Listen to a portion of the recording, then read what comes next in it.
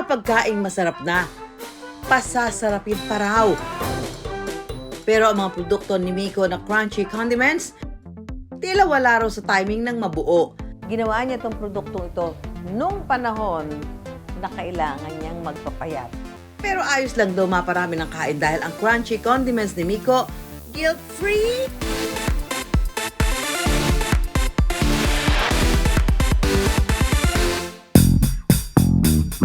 Pwede sa fried rice, lugaw, pansit, pizza at pasta. At kahit sa mga kutkutin gaya ng mani, all around daw ang crunchy condiments ni Miko.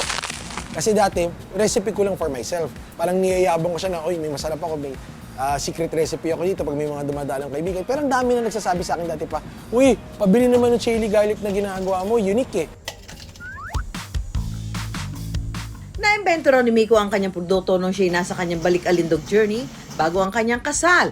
Prior getting married, sinabihan ako ng prenup director namin sa kasal. Sabi niya, sir, siguro mas maigi para maganda kang tignan sa camera, magpapayat ka. Kasi 180 plus pounds mo umami.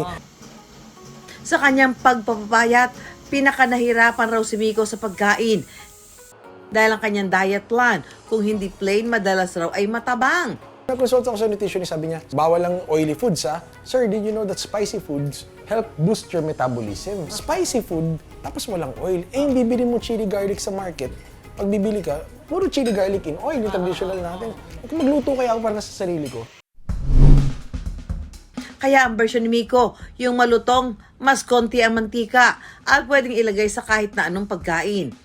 I had to learn to cook for myself. Nag-prepare ako. Doon ako natutong maingganyo mag-experiment ng luto-luto na food. Sa puhunan na 6,000 piso, una raw naging customer ni Miko ang kanyang pamilya at mga kaibigan. Sinimula namin December 2016 at panahon ng pangregalo, na pangregalo ng mga family and friends. So, pinangregalo ng family and friends, pinangregalo rin nila sa friends. So, kumalat ng kumalat at through social media, nakilala yung produkto namin. Mula sa simpleng chili crunch, nagdagdag pa si Miko ng ibang variant na request ng kanyang mga customer, gaya ng garlic crunch at onion crunch para sa mga hindi mahilig sa maanghang. Kung ang gusto ay yung may chili, garlic at onion in one, meron din silang mix all.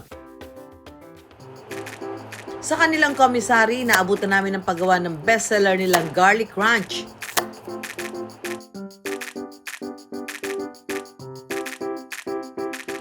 Ang mga nabalatang bawang ilalagay sa food processor para hiwain at patutuyuin sa kalulutuin. Hala, sige, more halo, more fun. Ang mga pagkaing masarap na, pasasarapin pa raw. Ayos lang daw maparami ng kain dahil ang crunchy condiments ni Miko, guilt-free. Sa kanilang commissary, naabutan namin ang paggawa ng bestseller nilang garlic crunch. Hala, sige, more halo, more fun. Para po makuha natin yung maganda at saka crunchiness ng ating niluluto at para hindi po bumait, maabot po ito ng 45 to 50 minutes po. Kailangan lang yung paghalo nito ay with heart po, laging naka-smile para laging masarap ang ating luto at magiging crunchiness po. Kapag halos golden brown na ang bawang, titimplahan na ito ng mga pampalasa.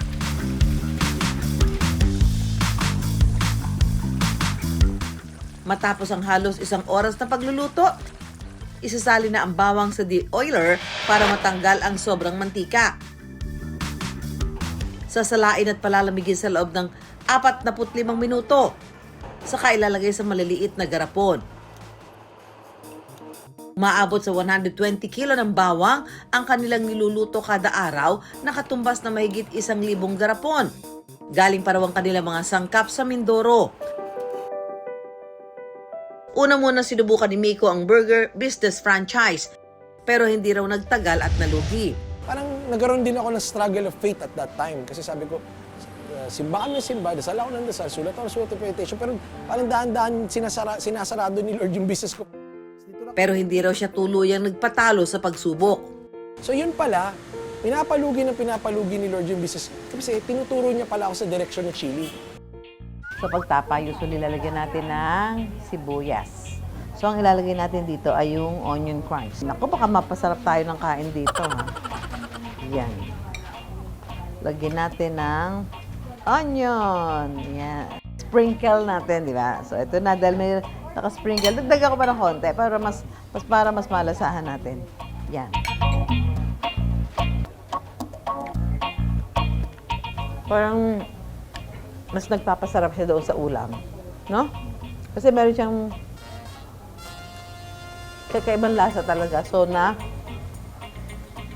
mas magpapasarap pa kung ano man yung kakainin mo. Ayos pala, ha? Kala ko hindi pwedeng crunchy ang onion, ha? Pwede pala, ha? Isunod naman natin ang salpikaw na best kainin with many, many bawang.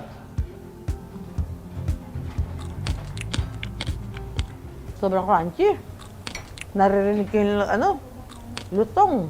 Mas na-enhance pa yung lasa ng pagkain. Punta na tayo sa exciting part. Subukan natin ang chili crunch. Naku, hindi ako masyado mahilig sa maanghang, pero try natin, ha? Konti lang naman.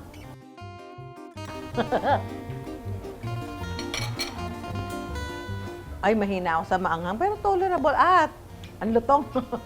Ang crunchy. Ayan na. Nalasahan mo yan. May say rin ang ilang customers ni Miko. Mahilig talaga ako sa mga maanghang na pagkain. Ngayon, nung nakita ko siya, sabi ko mukhang masarap. Masarap pala siya kahit sa simpleng mga sabaw lang. Tapos, dinala ko sa office, pinatikim ko sa kanila, nagustuhan nila. Sinisiguro rin daw ni Miko na food safety compliant ang kanyang produkto. License to operate, LTO. So bago ka makakuha ng LTO, kailangan very professionalized na yung facility mo. A good manufacturing compliant and food safety compliant dapat. Nag-apply kami kay DOST, Department of Science and Technology. May government agency na talagang aalalayan ka for free. Bukod sa resellers, nagsusupply na rin si Miko sa ilang supermarket sa bansa at nag-e-export. Gusto ko pag sinabi na, produktong Pinoy yan, masarap yan. Gusto ko pag sinabi na, produktong Pinoy ito, makilala na masarap pala mga produktong Pilipino. 200 to 240 pesos mabibili ang crunchy condiments kada garapon. Kumikita na raw ang negosyo ni Miko ng 7,000 to 10,000 pesos sa isang araw. You just have to be confident and take that leap of faith. Yung iba natatakot magnegosyo kasi takot sa risk. Hindi ka makakapagnegosyo unless you take that leap of faith. Kung hindi ko pala sinubukan, hindi ko malalaman pala nalalago to ng ganito. Negosyong pampagana raw sa pagkain. Pampagana rin para masipagin, kaya ganado rin ang kita.